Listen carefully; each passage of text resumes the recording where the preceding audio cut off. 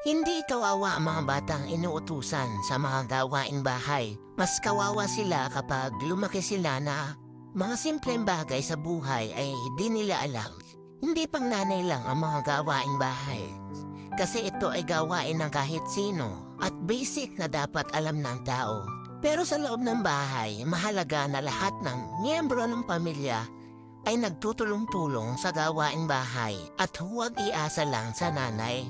Kasi baka totoo nga ang sabi-sabi ng mga nanay na kawawa kayo kapag ako ay namatay.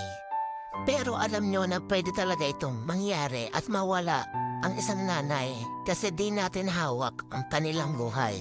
Pero kung naturuan natin sila ng mas maaga at naturuan natin sila na magkusa at gumawa kahit di inuutusan, hindi sila kawawa. Pero kapag lumaki silang hindi responsable at mareklamo sa maliit na bagay, baka lalo sa malaking bagay. Hindi kontrabida ang mga nanay, sobrang mahal kanyan. Pero gusto